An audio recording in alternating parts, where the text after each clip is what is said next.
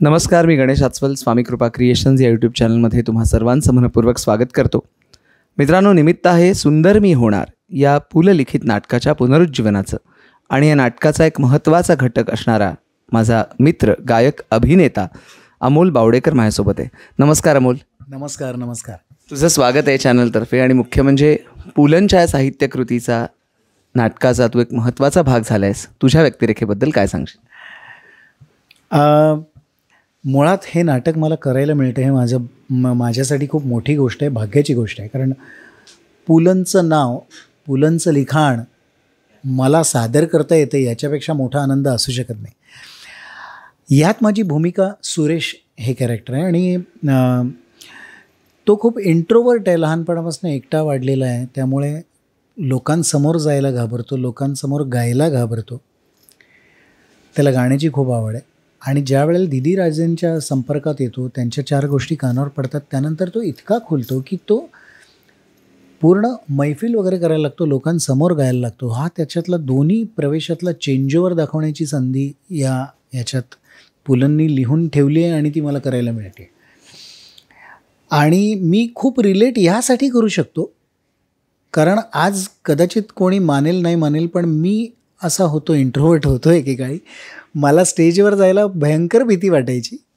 आणि माझ्या एका मित्राने, अविनाश हांडे, अशोक हांडेंचा धाकटा भाऊ, तो वाडकरांकडे यायचा त्यावेळेला आणि मला म्हणाला, अरे तू इथे एवढा छान गातोस, चल गायला चल. आणि त्यांनी मला घेऊन गेला स्टेजवर. त्याही वेळेला पहिले 15 प्रयोग मी विंगमधनं गात होतो कारण मला लोकांची भीती वाटायची. आणि फॅक्ट आहे, म्हणजे तुम्ही विचारू शकता, तर ते मला सगळं आठवतं. आणि हे खरोखर हे कॅरेक्टर करताना मला असं जाणवतं, अरे यार तेच करतो आहे मी. आणि ऑफकोर्स राजेश दादांनी जे काही गाईड केलं आहे त्याप्रमाणे मला ती भूमिका सादर करायला मिळते. खूप मजा येते करायला. मुळात संगीत आणि अभिनय या दोन्ही गोष्टींचा तू जो मेळ घालतोयस त्याच्याविषयीचा. मेळ घालतोय म्हणजे आता मी याच्या आधीसुद्धा खूप संगीत नाटक केलेले आहेत. आणि हे तर मी म्हणजे आता गोरा कुंभार केलं किंवा कट्यार केलं होतं. सो तुमचे डायलॉग्स, गाणं, ती भूमिका तशीच ठेवून ते गाणं त्याच्या बाहेर न पडता ह्या सगळ्या गोष्टी पूर्वापार करत आलो आहे मी. त्यामुळे इथे ते करणं कठीण नाही पडत आहे मला. परंतु ती भूमिका आणि ते शब्द जे पुलंनी लिहिलेत ते सादर करणं ही एक मला असं वाटतं की थोडी जोखीम आहे. कारण लोकांना अगदी मनामनात रुजलेले शब्द आहेत त्यांचे. त्याच्यात एवढासा जरी फरक झाला तरी ते लगेच पकडू शकतात. त्यामुळे फार लक्ष देऊन तेच जे संहितेत संवाद आहेत तेच सादर करणं हे खूप बंधनकारक आहे. आणि ते ऑफकोर्स झालंच पाहिजे.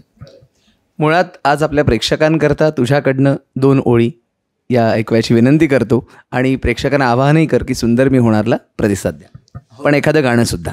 जरूर जरूर. मी सांगू इच्छितो की ज्या वेळेला तो खुलून, दुसऱ्या प्रवेशामध्ये जो खुलून लोकांसमोर बिनधास्त गायला लागतो, ज्या वेळेला असं आहे, त्यासाठी मिलिंद जोशींनी या नाटकाचं संगीत केलं आहे त्या नव्याने.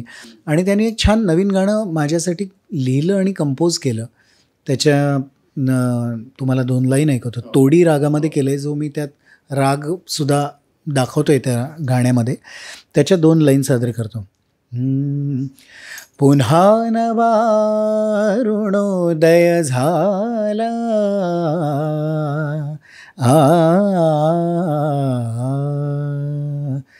पुन्हा नवा अरुणोदय झाला, उजळत दाही दिशा,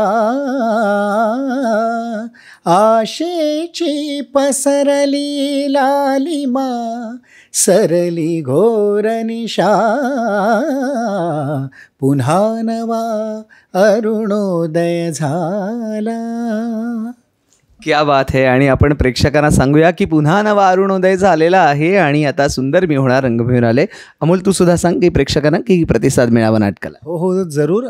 तुम्ही सगळ्यांनी नाटकाला भरभरून या, आम्हाला भरभरून आशीर्वाद आणि तुमचं प्रेम द्या. आणि पुन्हा एकदा पुलंची ही अजरामर कलाकृती बघण्यासाठी नक्की या. आणि हो, आमच्या व्हिडिओला लाईक करा, शेअर करा, स्वामी कृपा क्रिएशन्सला सबस्क्राईब करा. धन्यवाद.